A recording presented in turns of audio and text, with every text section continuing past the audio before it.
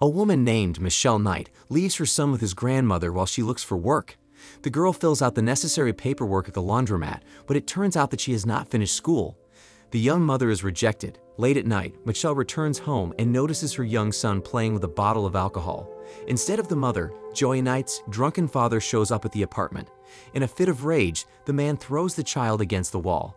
After the incident, the social worker doubts the well-being of the family and takes away the little boy. After a while, Michelle tells her friend Emily Castro that there will be a hearing in 2 weeks, which will result in the woman getting her baby back. The friend is picked up by a father named Ariel Castro. The girl was as anxious as possible today because she has to get to court. The mother's car turns out to be too busy to take Michelle to the hearing, so the girl sets off on foot. At a certain point, the girl notices that she is lost between long streets. The store clerk refuses to help, but Ariel Castro, who is standing nearby, offers to give the pretty girl a lift. All told, the trip will take more than 40 minutes, but Ariel assures her that they will arrive in just 10 minutes. After the hearing, the man offers to give the girls a ride to the mall. Once the girl gets into the littered pickup, Ariel strikes up a conversation about a dog being born. The man offers to stop by his house and make the baby happy with a cute dog. Michelle refuses for a long time, but the man assures her that they will make it everywhere in time. Ariel stops outside his house. The dog sits on a chain in a muddy yard. According to the owner, the puppies are sleeping peacefully in the house. The picture in the house is just as awful, filled with dirty dishes and a bunch of unnecessary stuff. The man lures his guest to the second floor, then sharply closes the door. Ariel quickly tied up the poor prisoner and tightened her with a rubber tourniquet. The maniac hit the girl hard and crushed her glasses. With his pants down, the man reports that his wife has left him, so the captive will live with him for a while. He discovers that our heroine is only 21 years old, and when he discovers a photo of his young son, he immediately rips him into little pieces. To make the captive stop praying, the maniac put a rag in her mouth and forced her to be silent. Ariel had built a beam in advance on which he suspended his victim and left her in a terrible position. Poor Michelle, seeing through the window of the neighbors, tried to shout, but after a little mooing, the girl weakened and fell silent. In the uncomfortable position, Michelle hung for more than a day, not even being able to go to the front room.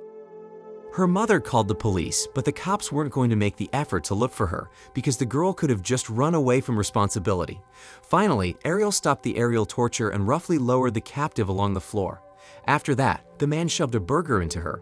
The girl cannot even move, and the man drags her down the steps into the damp basement. There, he abused the poor captive for the first time.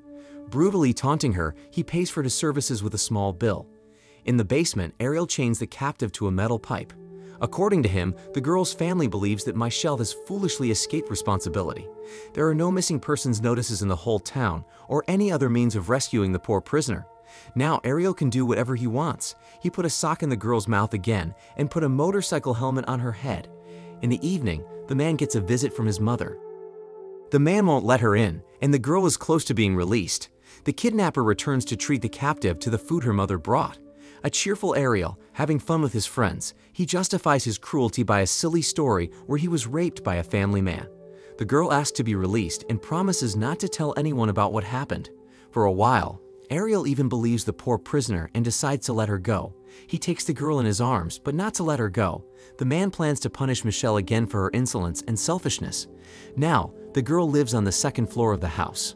One day, the kidnapper hears her singing wonderfully and decides to play along with the girl on the guitar. It turns out that Michelle wrote the lyrics entirely herself. Ariel asks the girl to compose some song for him, but it already has a similar motive. The song is called Concrete and describes the abductor's miserable life. The man is visited again by his brothers, who bring their young daughter, Emily Castro, and their nieces. The girl is about to go to the second floor, but the man forbids her to do so. Michelle starts hitting the headboard of the bed to cause some sounds. The man dumps the responsibility on the dog and turns on loud music. Afterward, the kidnapper suggests that the guests move outside. In the evening, it is time for a cruel reckoning. Ariel severely beats the prisoner and pushes the poor girl. Michelle speaks aloud to her son, which greatly annoys the man. He beats the girl in the face again. One day, Ariel brings the girl a small puppy, which makes the captive very happy. It turns out that the man works as a school bus driver. On one of his work days, Ariel forgets to close the lock on the chain, thereby giving him the opportunity to get out. Believing her luck, the girl takes the puppy and quietly walks out of the room. It turns out that this was a test of a formidable man. Ariel was waiting for the girl downstairs and pounced on her when he saw her near the door. As punishment, the kidnapper snapped the dog's neck. Michelle hugged the dog's corpse and was left alone again.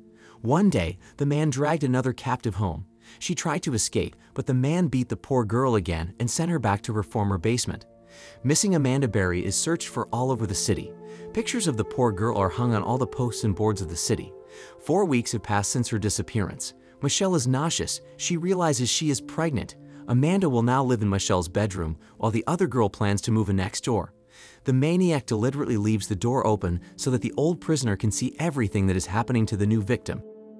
Michelle offers to create an escape plan, but the new victim refuses to say anything. Poor Amanda Berry, afraid to say anything for the captor might hear.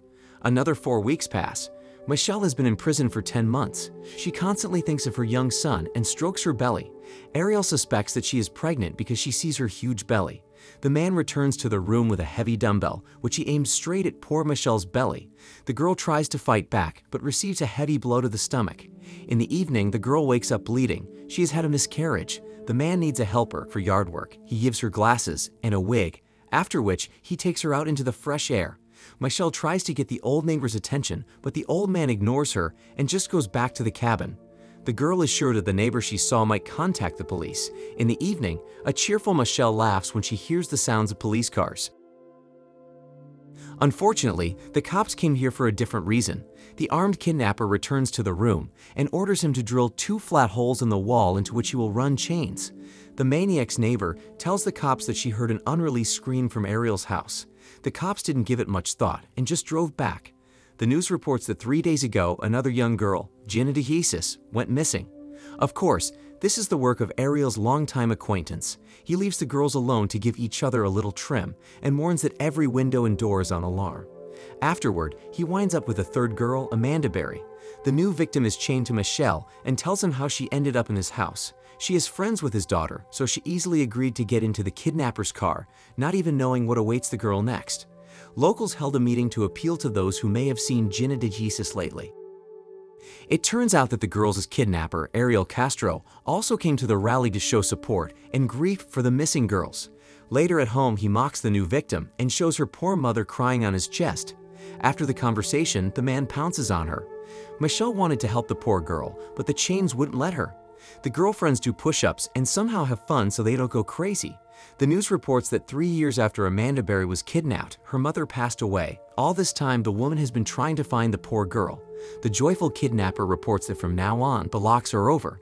He sits the prisoners down at the dinner table. The excited maniac informs his friends that Amanda Berry is pregnant. The labor began prematurely, and Ariel Castro threatened that if the baby did not survive, he would shoot Michelle.